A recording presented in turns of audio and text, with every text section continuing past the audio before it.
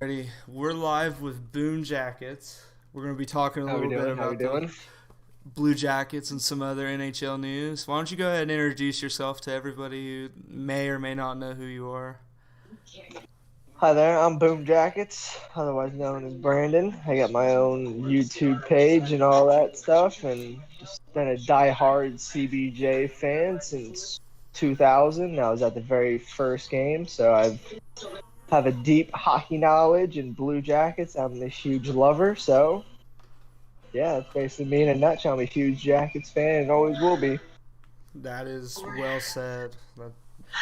Pretty much similar to me. Me and Boom Jackets have gotten really, close via Twitter, and it's just been really nice to have somebody who actually loves the Jackets as much as I do.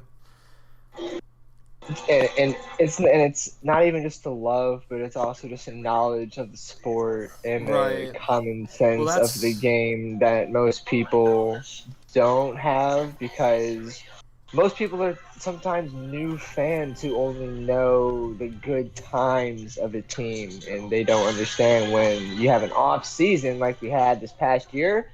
It mhm. happens. It happens. Every team has an off year. Got to come back from it. I think that's what we're gonna do this next year. Yarmo's got something in the works.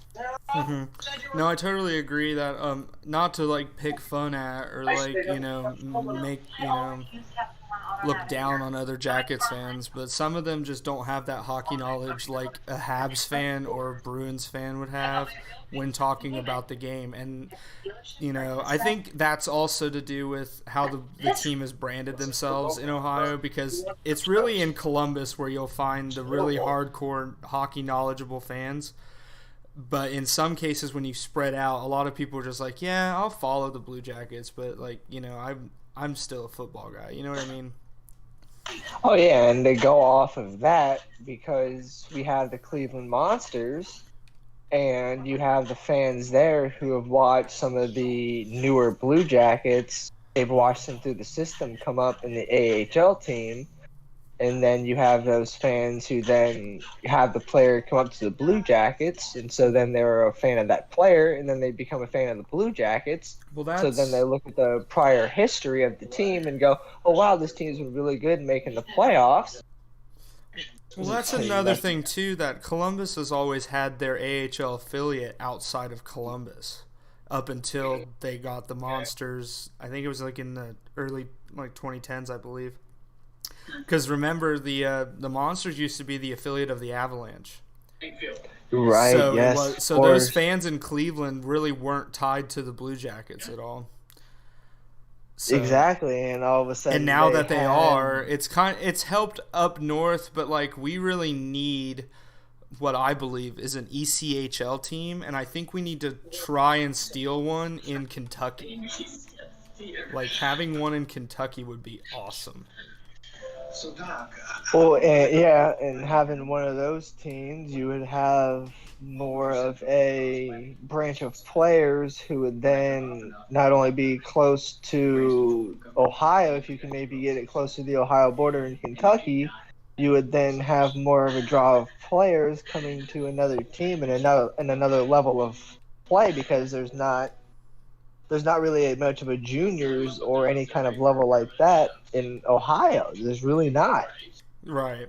It's like it's basically college, and then from there, you kind of have to go straight for the pros because there's really no other level. Because then you got to go travel and be away from your family if you want to do that. Right. Well, I like how hockey is kind of structured the same as, baseball with the farm system. Because, like, I know the NBA has some kind of system. I'm not really well versed in the NBA.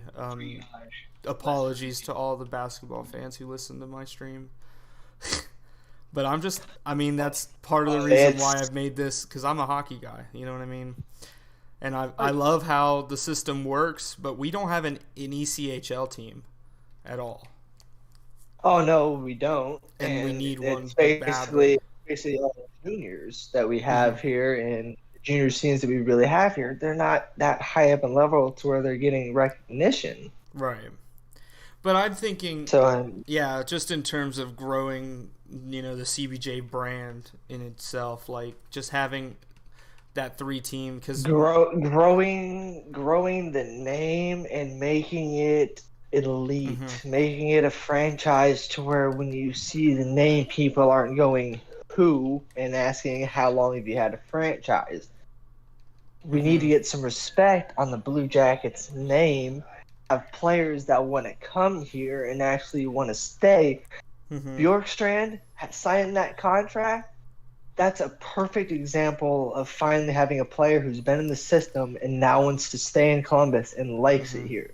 All right, so let's transition into something that we were just talking about off, stream here. Do you think everything about the players wanting to leave had to do with our former coach? Because I'm genuinely believing that that's the case. Like, I've held out for forever. Hearing now players coming out about Tortorella and just how he ran the team, I genuinely kind of believe that Tortorella having his system, not letting players be who they are, forcing them to become players that they just are, takes away from their skill set and doesn't allow them to fully develop into the players that they can become, aka why PLD wanted to get out of town. Right. It was Tortorella's fault, and I kind of backed Tortorella on the fact of I thought PLD was just being a whiner. No, like I genuinely thought not the case. Well, my perception of all these players leaving was, okay, well, it's just the market, or they want to go to that bigger team, and I think that's the case with Panarin. But everybody else, I think, was driven out, genuinely, after this past season, and how he said he didn't want to come back, but was kind of asked. Just didn't sit right with me. It did, and I mean, Bobrovsky leaving. That was a completely good move. But that's like not paying him. That was basically the only player who left us.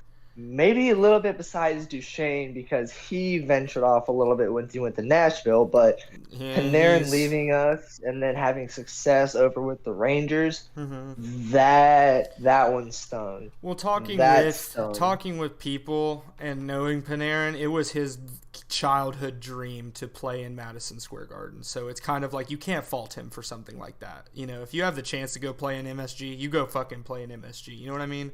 Brassard did it. Nash did it. All kinds of Blue Jackets have played for the Rangers. Strawman did before he got traded to Tampa and then to Florida.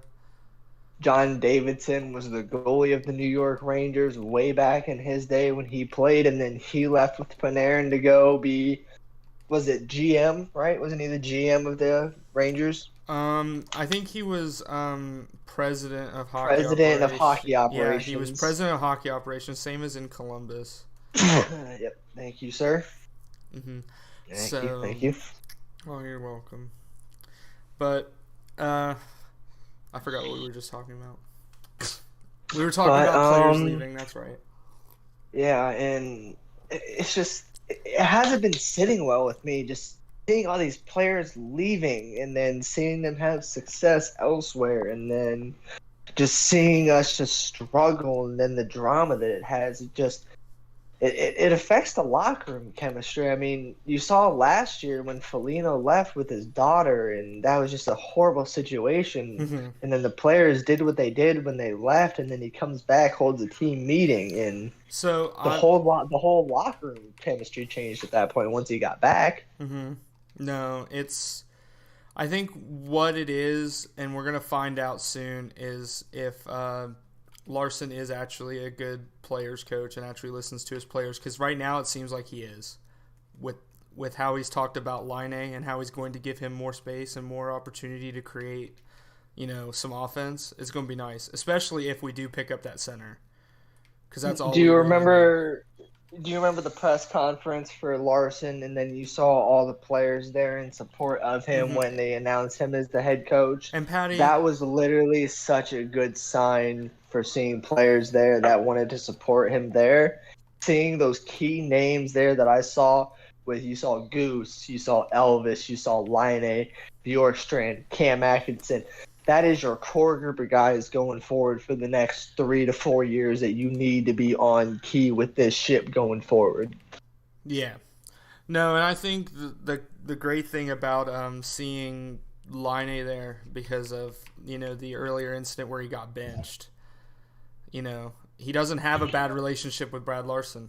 I don't think he does at all. But obviously, like, we'll see how it translates to on the ice. I think it's going to take a minute for Larson to get adjusted.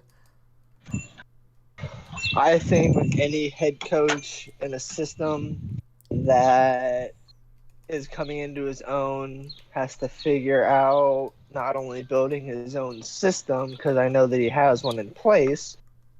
Larson being a player's coach, from what I've heard, and letting the players play, maybe not structuring around defense so much, but still being tight with defense and having the defense that we have, I say just let the boys go play. Let them play loose. If they make mistakes, let them know that Elvis is back there locked up, knowing that if somebody does get there, guess what? Elvis is going to be back there with your back, making that save.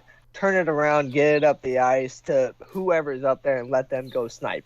We need a sniper. Right. And I feel like Larson is going to be that guy to let the players go, let him get the system, let them get chemistry together. And I think we have the talent here to where what we saw in 2019 with all the bang, bang, bang plays like we had in the playoffs, it could come again. It could come again with the young talent that we have. Well, I think it all depends on getting that first line center, because I know Jack Roslovic is a perfect second line center for us. I completely agree with that. Yes. We just need that top C, and then honestly, we need a center who is probably a more trustworthy two-way or defensive-minded center, kind of like a Philip Deneau.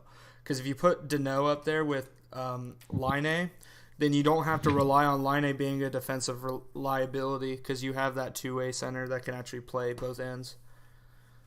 Yeah, and then you can also have him on the offensive side if he can actually pass him up. But like, and also you could also just put Bjorkstrand on the first line, because he is pretty reliable defensively, positioning wise. He's not like a checker by any means, but you know what I mean.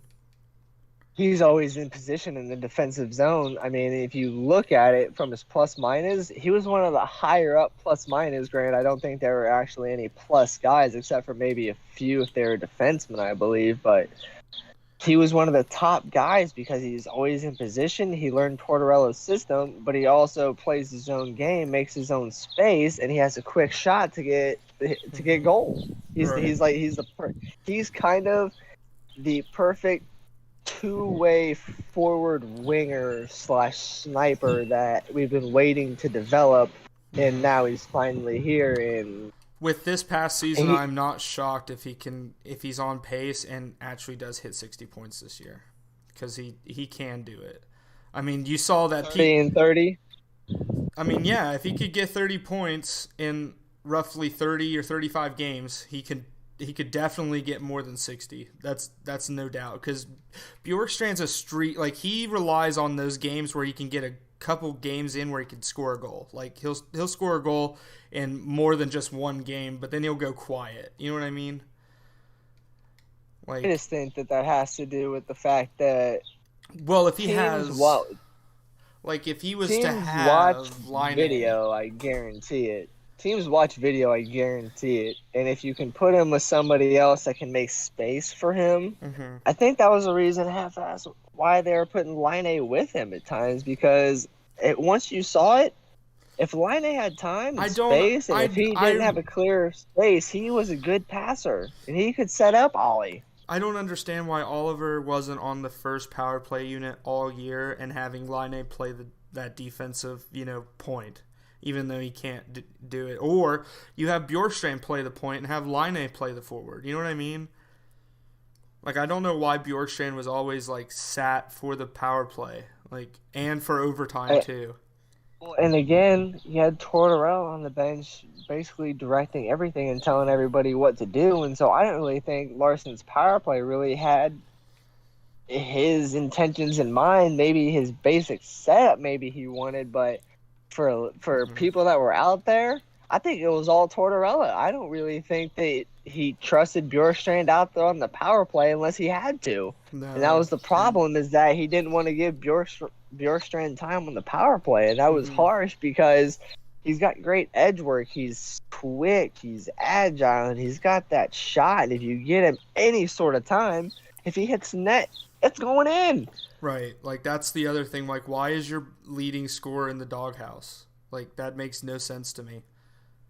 Like, and it's not like a Is it because, doghouse where it's an obvious like, oh well, he's not being played because he said this or did this, and Tortorella said something. No, it was one of those things where he just didn't play him and didn't say anything about it.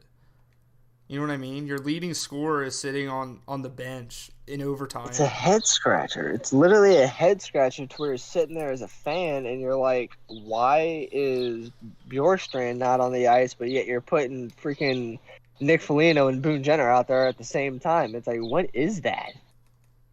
I love both of Right. those guys, but In there's no overtime? offensive. Yeah, exactly. I mean, unless you're going to have Boone Jenner out there to win the faceoff and then have him out and then get Bjorky out there with Nick, those are two guys that have excellent footwork, and Nick can dish and take two guys with him, and Bjorkshire would be open for a quick shot on goal.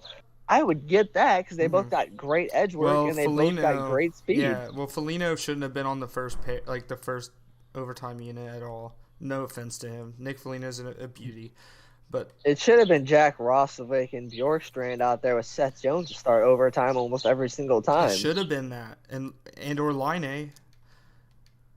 You just throw And all of even them yeah, out and even there. then you got Line who can jump out there as soon as Bjorky gets tired, Line steps out on the ice, and then you can set him out there with Domi. Right. That's another thing though, because we can't rely on that if the news today holds true, with Seattle maybe getting him. Well, the people are saying that Yarmo is gonna flip Domi for a center and a pick and get Domi out of town and make Seattle pay another team for him not to for them to protect Domi. They're saying they're gonna flip him with somebody else, that way we don't have to worry about him. Mm-hmm. No, that's true. Which I could see Yarmo doing that, seeing the stuff that he's already pulled up and out. And I mean, I trust Yarmo in everything he's done. Every decision that he's made has benefited the Jackets for the good in every way. He's been the best. He's been the best. He's been the best GM we've had, and I know that CBJ haters on Twitter like literally wants him out of town.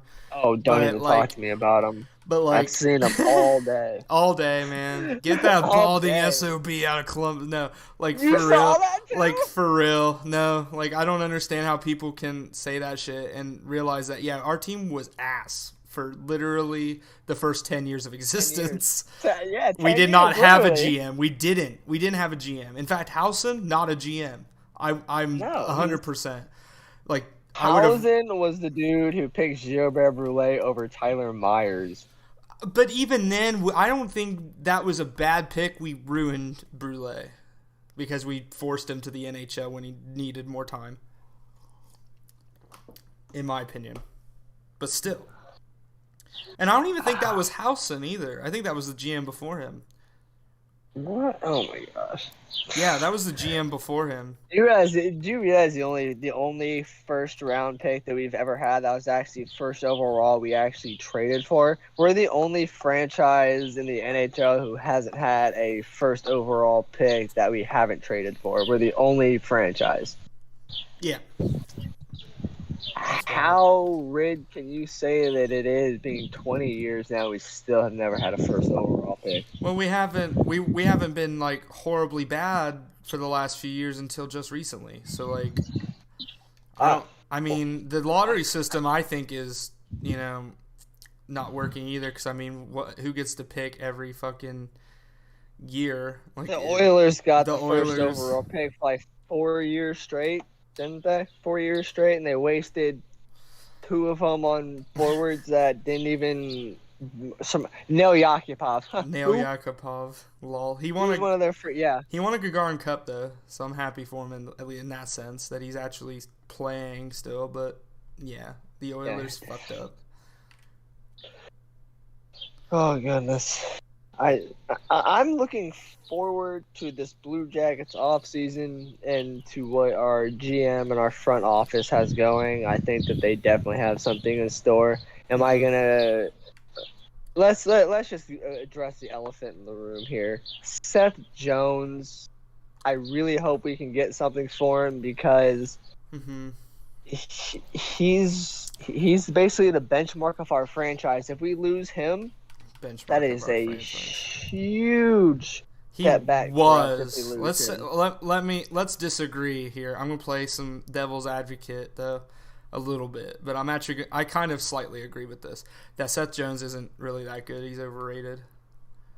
Okay, yeah, over the past year and a half, his play has definitely decreased. The Oh best Seth yes, Jones we had was in 2019 when we swept Tampa. He's on some regression. I'm not saying it's like gonna be massive. I say he's gonna do a lot better than he did last year wherever he goes. But what I'm saying is the regression is there. It's happened. With Duncan Keith moving out of Chicago and then signing Caleb Jones, the fact that Seth Jones could possibly go to Chicago and join his brother, he basically becomes the new Duncan Keith, only just a little bit better and bigger.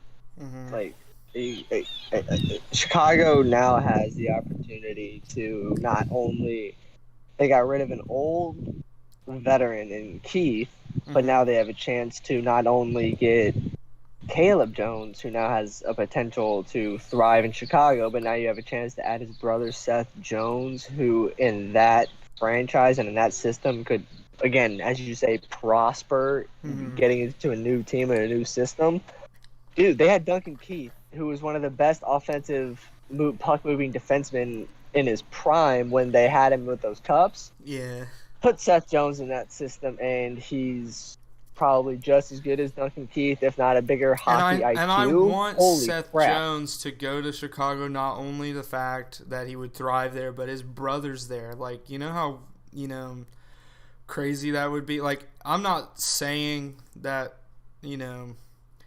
it doesn't It'd matter. be crazy to see the Jones brothers playing for the same franchise on the same defensive pair. Like imagine literally Chicago Stadium. He gets traded there, and all of a sudden it's on defense number 3, Seth Jones, and on defense number 4, Caleb Jones. Right. It's like, wait, what?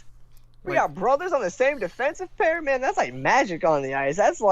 That's unknown something you chemistry. don't see. That's unknown chemistry. That's something you don't see every day. Like, that's why I was always a. Has it ever happened in NHL history to where you've had two brothers playing on the same franchise as a defensive pairing? Okay, as a defensive pairing, yes. The Plager brothers did it in St. Louis way back in the '60s.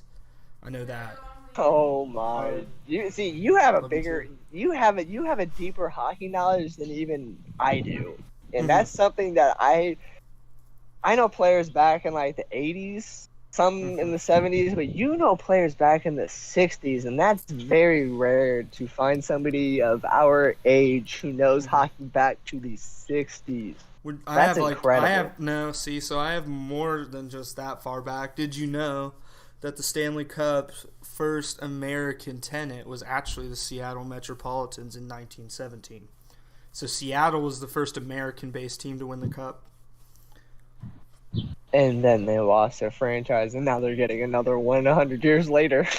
Well, they lost it just because of the early 1910s and money and nonsense. Oh yeah. Yeah, there was it used to be like two separate leagues challenged for the Cup every year, like a World Series type thing, and that was pretty cool because you had Western Canada versus Eastern Canada.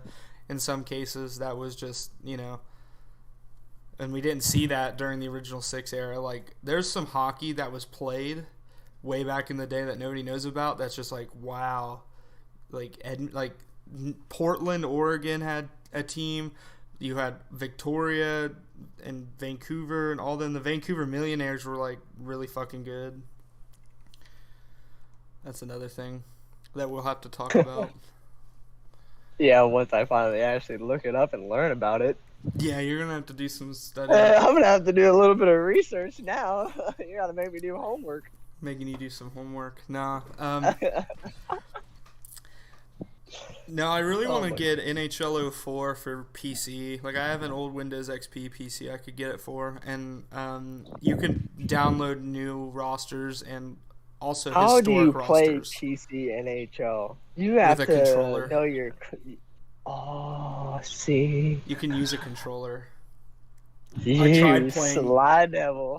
I tried playing with a keyboard one time for NHL. It doesn't Oh, I work. bet that's really difficult. No, it doesn't work. Anybody who does it is a bigger man than me. Is all I'm gonna say. Well, I got about 30 more minutes, so Yeah. let's go ahead and shift our focus from the Blue Jackets to Lol Holland and the Edmonton Oilers. What the hell? What do you think Holland was thinking? I honestly have no idea what he's thinking. I mean, he I said that I would get the move if Chicago retained some salary, right? But no salary retention, and you're giving up Caleb Jones. Like, he's gonna be something.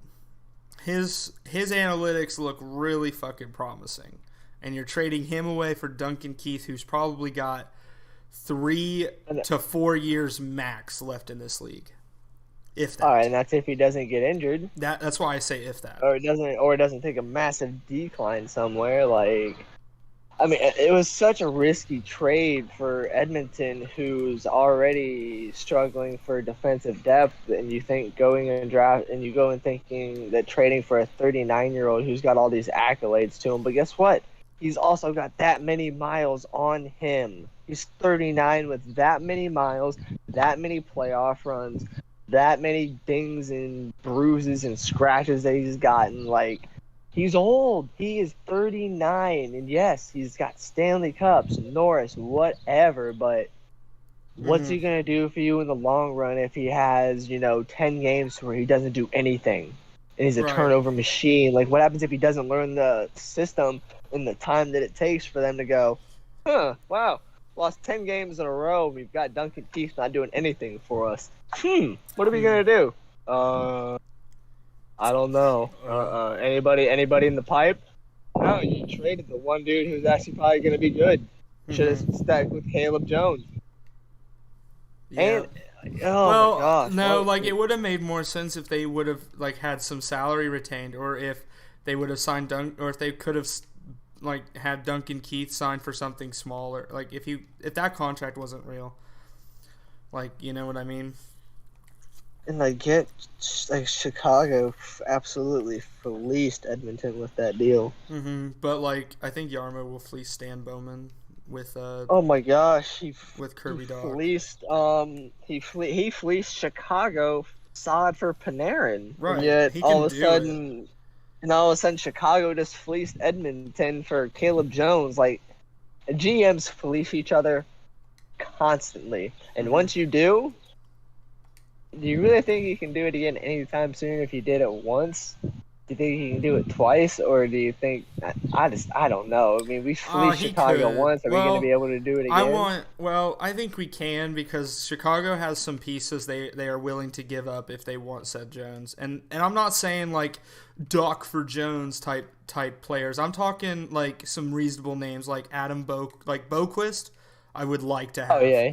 He's going to be a stud. He will. I've seen him. Yeah, Boquist will be a stud. I want him. Suter? Yes, Suter and him I would be more than happy with, even if we don't get Doc. But, if Doc is on the table and we get a chance to get him, it's insane, because Chicago fans will riot. Kirby Dach. They will Vancouver riot. I saw Kirby Dach in some of the games that he was playing, because I was on FanDuel and I had players on his line that were playing.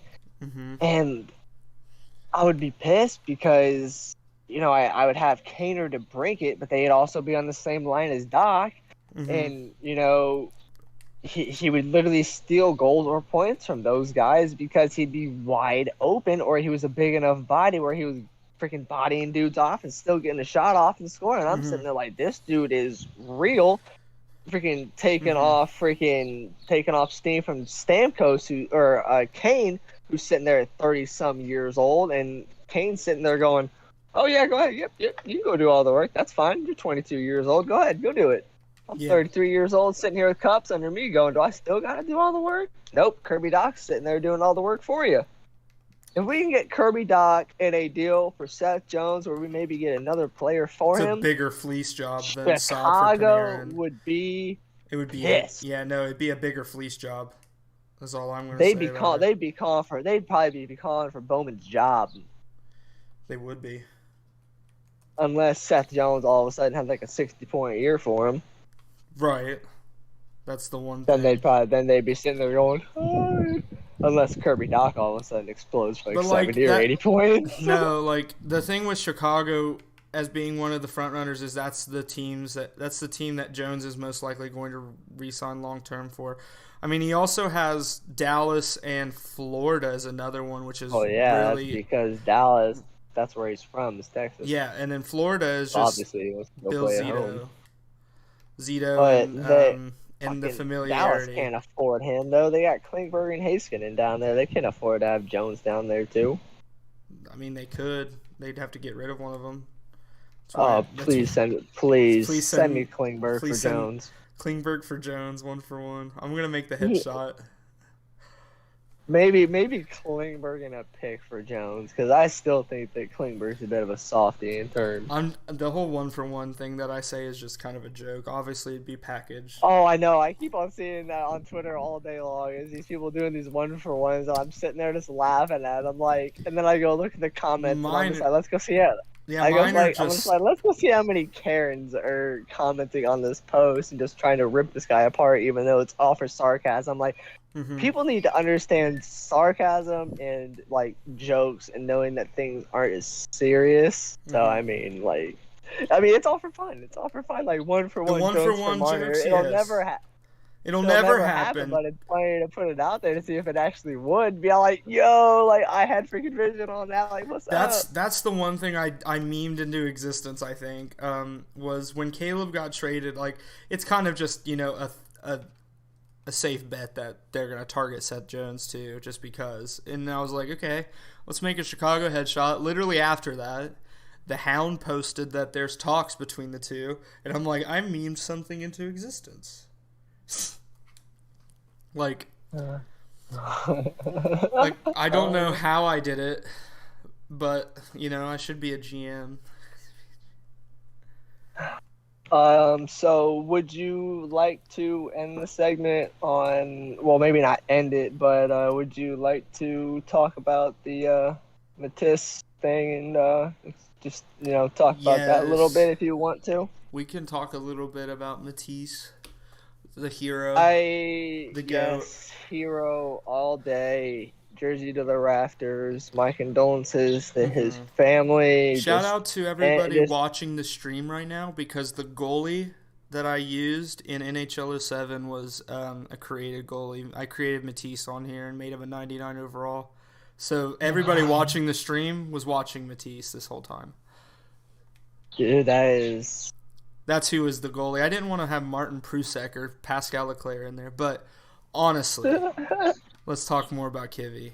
Like, the kid had a future, a big one, a really big one. So the fact that people were trying to post out stuff about what happened before they actually knew what happened, and then once Elvis and his wife finally had enough in them to actually talk about it and say what happened, and then just hearing about it, I was at work when I heard about actually what happened, and literally just knowing the significance of what he did, and just the split moment of him going, I'm gonna jump in front of this thing.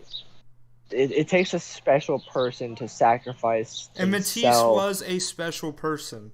He would have done that for anyone. Hearing the stories about him and just seeing the lives that he touched, and just hearing everything everybody had to say about him, he was just such a great human being, just such a special person. Matisse would jump in front of a bullet for a homeless man in Columbus. Like He would. that is not a exaggeration. That's just his character. He really And that's embodied. that's what everybody needs to understand, worldwide, national, whoever is listening to this. He was a special person. He was a one in a million person. He was brought into this world by great parents, and he was really just one. Humble. He was a one. He was a one in a million humble person. His work ethic was off the charts. He wanted to be the best that he could. He was always trying to learn, and it tore me to pieces when I found out. And I just rest easy, Kivy. You Mhm. died a hero. Know that what you did saved so many more lives, and that nobody will ever forget the sacrifice that you made in order to save the lives. And just rest easy, man, and forever remembered, never forgotten. Just amen, Kivy. You're the man. Yeah, yes. R.I.P. to the goat Kivy. That was another thing I want to bring up is the memorial service and what Legacy said about Torts, because it's just like something that needs to be brought up. It's hilarious how he said that. He was like, Oh my! how he went Torch in. showed Yeah, he up. was like, look how many lives he touched. Even And Torts even came. Torch flew Yeah, in. He even hated Torts, and he hates goalies. goalies. And Dude, Elvis Elvis, stopping him and saying Elvis. that's the funniest thing you've ever said. Oh, Elvis was dying, dude. He was sitting there losing his stuff. And That just proves that Torts hated goalies, man. oh, it's because goalies are weird. They have their superstitions and their rituals, and Torts never really understood it because he always wanted the players to just go out and play. Mm-hmm. But goalies have their superstitions and what they believe they need to be successful, and you just don't mess with it in order for a goalie to be successful. And Mm-hmm. when Right. Elvis got up to that microphone to speak, I got probably 5 minutes into him talking, and then he started talking about the last day, and he almost broke down. Mm-hmm. I about broke down Well, that's the seeing thing. Like, how emotional Elvis was over that, saying that he was his little brother, and just I almost lost it. Like it makes literally, me. Kivy is like family because he was part of the Blue Jackets, and we saw him for so many years. It's honestly like a close friend dying. It is that like this is like when some fans like I've never understood it like how I would feel or react to one of my like favorite like Blue Jackets just up and dying randomly, and it happened. It happened. I woke up and read it and cried my eyes out. And it isn't like he's my favorite Blue Jacket because of he was an amazing player and he like played a bunch of minutes for us. It's because he had a future. That kid had He that kid absolutely had a future. had proved himself in the IIHF, shut out Canada minus Mangiapane, but I think he still would have held his own with Mangiapane in the lineup. Kivy literally was going to become the second coming of Elvis. Like we were going to have that Latvian tandem in net. We were going to have that. Like Kivy had that chance. And And, and it and made it's literally it was a split second decision in his mind on to sacrifice yourself, knowing that you you have literally yep, knowing that you have a a life second to ahead of sit you. there and watch that, and you literally sit there with a half a second, and you literally You come up jump, with it of yep, and he you jump saved right in not front of that only thing, his and teammate, his fiance, and his his unborn unborn child child. Like and whoever else was. They say they say that 50 people were behind him or were in the vicinity of where that M80 was going.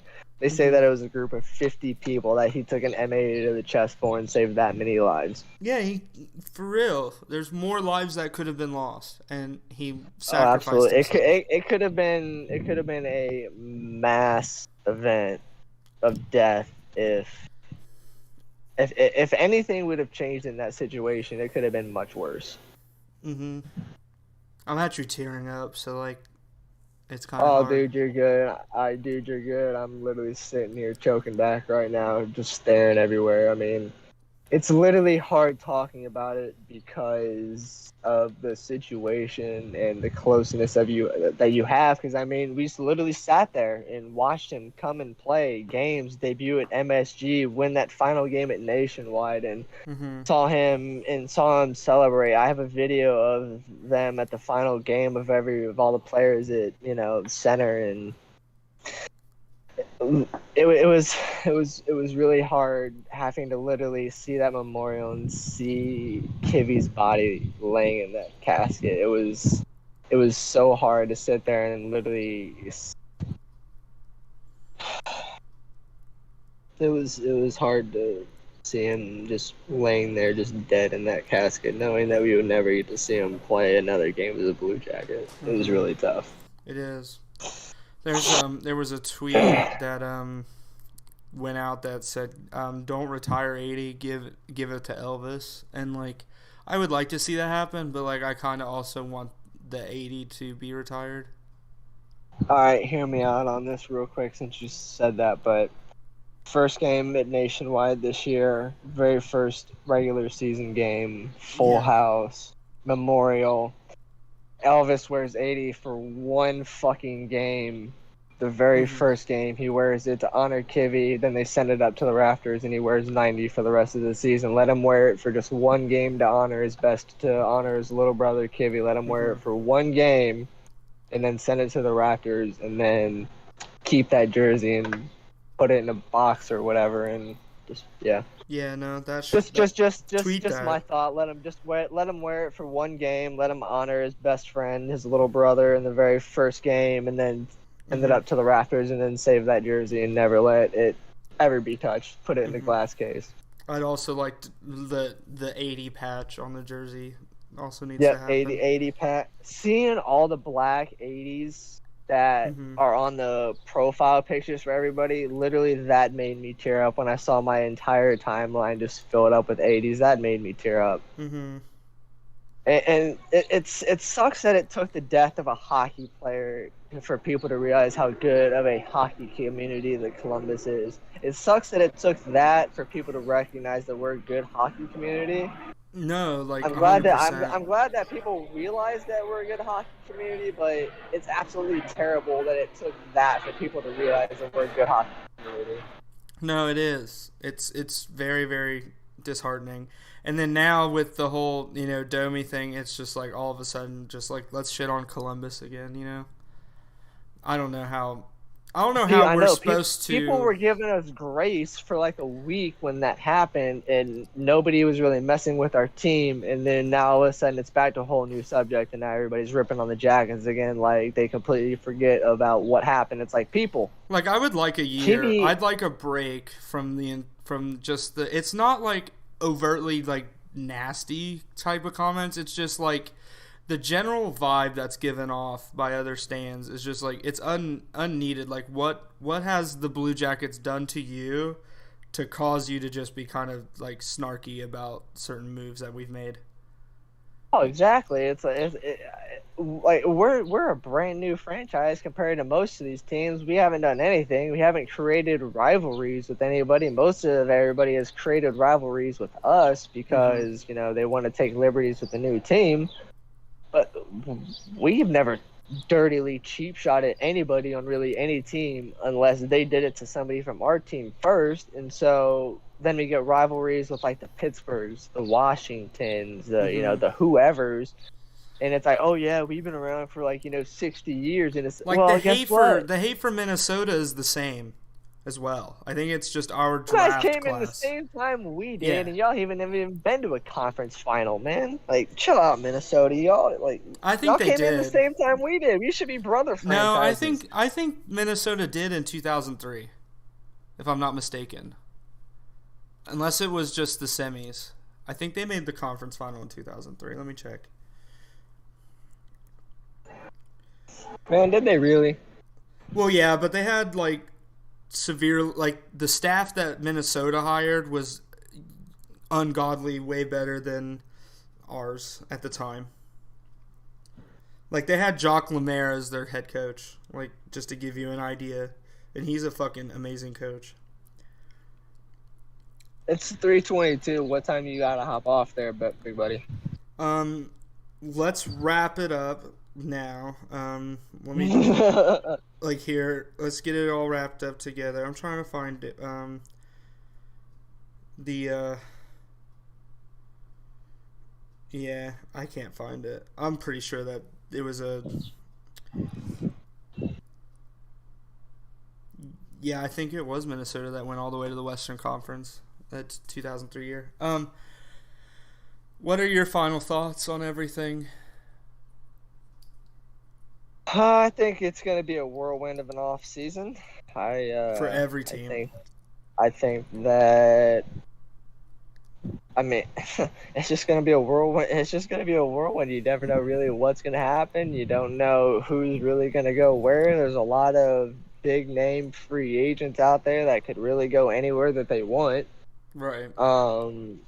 You know, whatever happens with Max Domi happens with him, whether we trade him or whether he goes to Seattle. I mean, whatever happens with him, but just all in all, I mean, I just think it's just been a really crazy month in the NHL as it is, and I don't think it's going to calm down anytime soon, because as soon as that first big name moves or signs, it's all just going to come. It's just going to take that one person to sign elsewhere, and everything's just going to start going.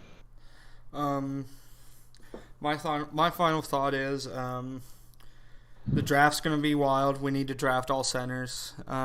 Even though I'm probably wrong saying that, I really would feel anxious if we didn't draft all forwards. No offense to some of the defensive, prospects on the draft board, but we need forwards, mainly centers. I think Jack Eichel is going to get traded soon. I think he'll get traded before the draft, but I also have feelings that it's going to take a lot longer too. But I think Calgary is my front runner for him. And I know Jones is going to be traded by draft. Yarmo said he was going to do it, so I think he goes to Chicago, and I'm really hoping for the Boquist Suter return. Yeah. Alrighty, well, that's my discussion with Boom Jackets. We're definitely going to be doing this shindig again for sure, because this has been fun. Oh yeah, real soon. You could also check us out on the Between the Lines podcast. It's on Spotify. Link will be in the description for that. You can find us both on Twitter, BoomJackets, and obviously BJORKswag. Thank you guys for tuning in, listening to our thoughts about the Blue Jackets and some other league news, as well as our condolences to Kivy for the next 80 seconds. We are going to go ahead and have a moment of silence for Kivy.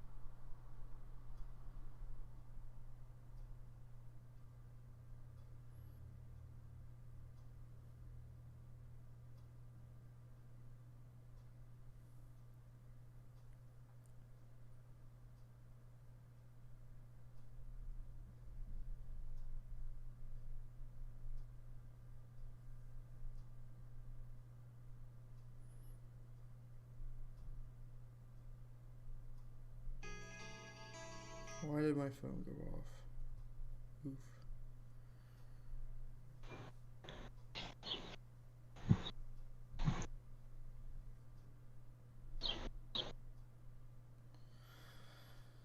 Alrighty. Sorry about my phone going off. I didn't expect my alarm to hit up right then. Well, Rest in peace, Kivy. rest in peace, Always Kivy. never forgotten. You made the sacrifice, and you'll always be remembered. You'll always be a Blue Jacket. You made the ultimate sacrifice. We will never forget that. And Elvis has taken your little sister under his wing, and just know that she is definitely being looked after, and you have nothing to worry about. And thank you for looking over us. Absolutely. Ladies and gentlemen, you can catch us again on stream. I'll let you guys know on Twitter when that'll be. This was kind of a surprise, but we're definitely going to be doing this more often. So I will catch you guys in the next stream. Bye for now.